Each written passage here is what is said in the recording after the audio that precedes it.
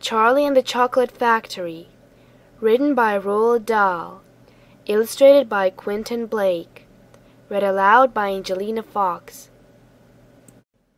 Chapter 9. Grandpa Joe Takes a Gamble.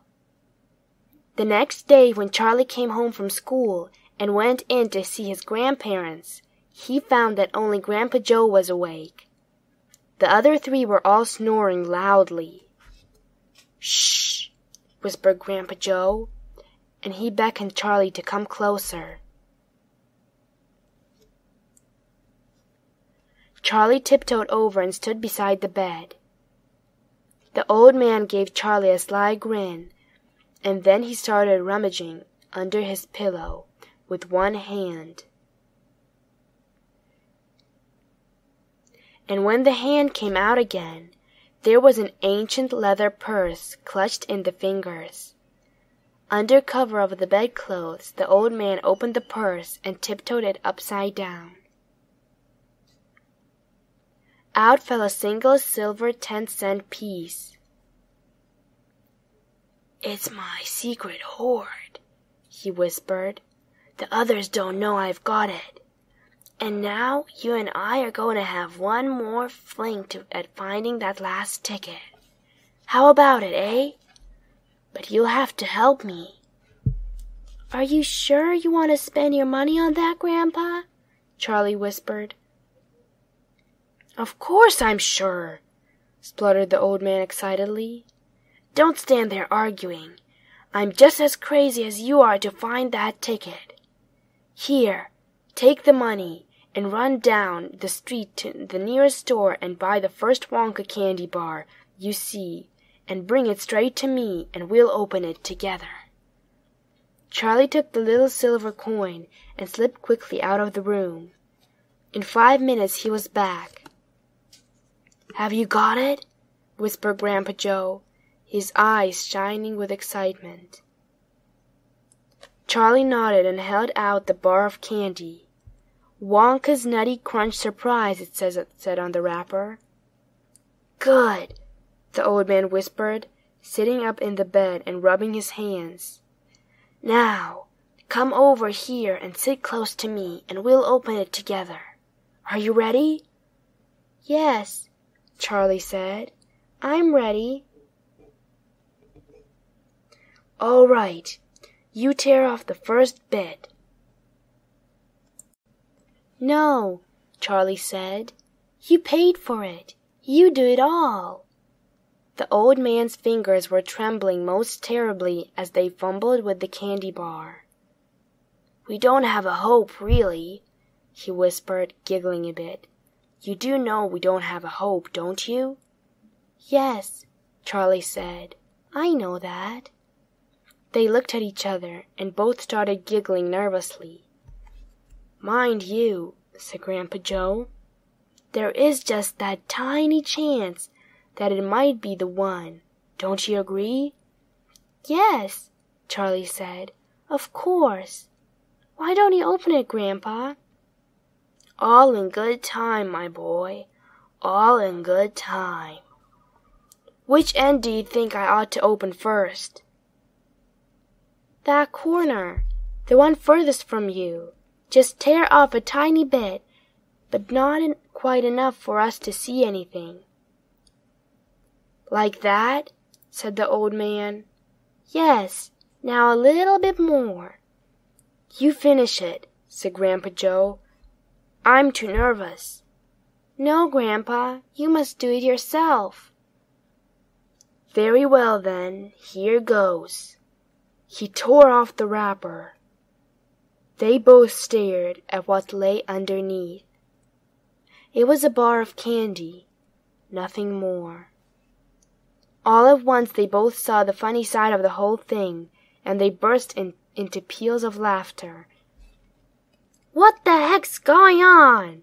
cried Grandma Josephine, waking up suddenly. "Nothing," said Grandpa Joe. "You go on back to sleep." Chapter 10. The Family Begins to Starve. During the next 2 weeks the weather turned very cold. First came the snow. It began very suddenly one morning, just as Charlie Bucket was getting dressed for school. Standing by the window, he saw the huge flakes drifting slowly down out of an icy sky that was the color of steel. By evening it lay 4 feet deep around the tiny house, and Mr. Bucket had to dig a path from the front door to the road. After the snow there came a freezing gale that blew for days and days without stopping. And oh, how bitter and cold it was! Everything that Charlie touched seemed to be made of ice, and each time he stepped outside the door, the wind was like a knife on his cheek. Inside the house, little jets of freezing air came rushing in through the sides of the windows and under the doors, and there was no place to go to escape them. The 4 old ones lay silent and huddled in their beds, trying to keep the cold out of their bones. The excitement over the golden tickets had long since been forgotten.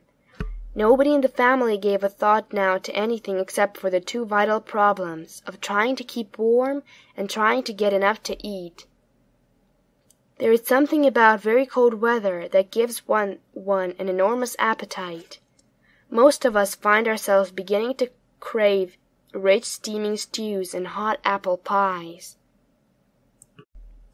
and all kinds of delicious warming dishes, and because we are all a great deal luckier than we realize, we usually get what we want, or nearly enough. But Charlie Bucket never got what he wanted, because the family couldn't afford it. And as the cold weather went on, he became ravenously and desperately hungry. Both bars of candies, the birthday one and the one Grandpa Joe had bought, had long since been nibbled away, and all he got now were those thin cabbage meals every day, 3 times a day. Then all at once, the meals became even thinner. The reason for this was the toothpaste factory. The place where Mr. Bucket worked suddenly went bust and had to close down. Quickly, Mr. Bucket tried to get another job, but he had no luck. In the end, the only way in which he managed to earn a few pennies was by shoveling snow in the streets. But it wasn't enough to buy even a quarter of the food that 7 people needed. The situation became desperate. Breakfast was a single slice of bread for each person now, and lunch was maybe half a boiled potato. Slowly but surely, everybody in the house began to starve. And every day little Charlie Bucket, trudging through the snow on the way to school, would have to pass Mr. Willy Wonka's giant chocolate factory. And every day, as he came near to it, he would lift his small pointed nose high in the air and sniff the wonderful sweet smell of melting chocolate. Sometimes he would stand motionlessly outside the gates for several minutes on end, taking deep swallowing breaths as though he was trying to eat the smell of itself. "That child," said Grandpa Joe, poking his head up from under the blanket one icy morning. "That child has got to have more food. It doesn't matter about us. We're too old to bother with. But a growing boy, he can't go on like this. He's beginning to look like a skeleton." "What can one do?" murmured Grandma Josephine miserably. "He refuses to take any of ours. I hear his mother tried to slip her own piece of bread onto his plate at breakfast this morning, but he wouldn't touch it. He made her take it back." "He's a fine little fella," said Grandpa George. "He deserves better than this." The cruel weather went on, and every day Charlie Bucket grew thinner and thinner.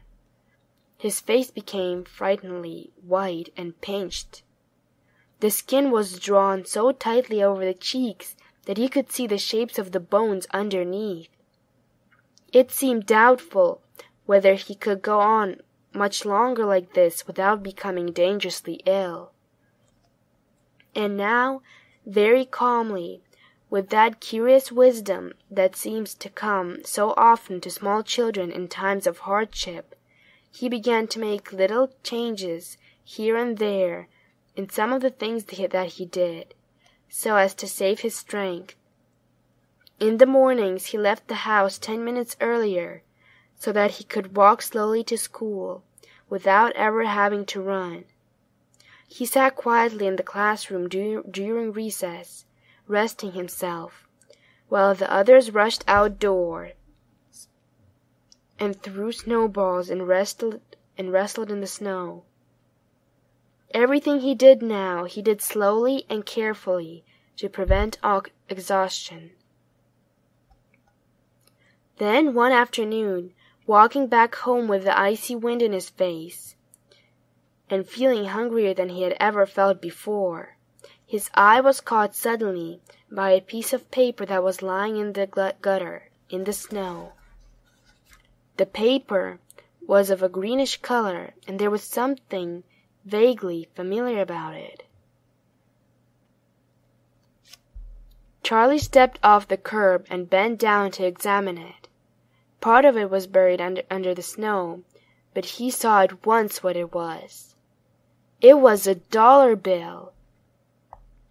Quickly he looked around him. Had somebody just dropped it? No, that was impossible because of the way part of it was buried. Several people went hurrying past him on the sidewalk, their chins snug deep in their collars of their coats, their feet crunching in the snow. None of them was searching for any money. None of them was taking the slightest notice of the small boy crouching in the gutter. Then was it his, this $1? Could he have it? Carefully, Charlie pulled it out from under the snow. It was damp and dirty, but otherwise perfect. A whole $1. He held it tightly between his shivering fingers, gazing down at it. It meant only one thing to him at the moment. Only one thing. It meant food.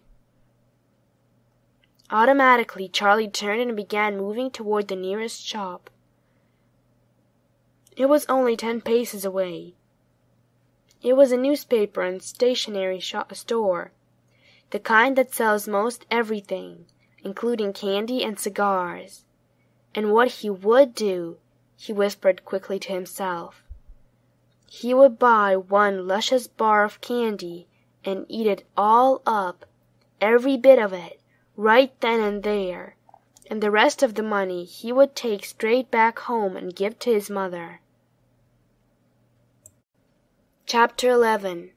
The Miracle. Charlie entered the store and laid the damp $1 bill on the counter. "1 Wonka's Whipple Scrumptious Fudgemello Delight," he said, remembering how much he had loved the one that he had on his birthday. The man behind the counter looked fat and well-fed. He had big lips and fat cheeks and a very fat neck.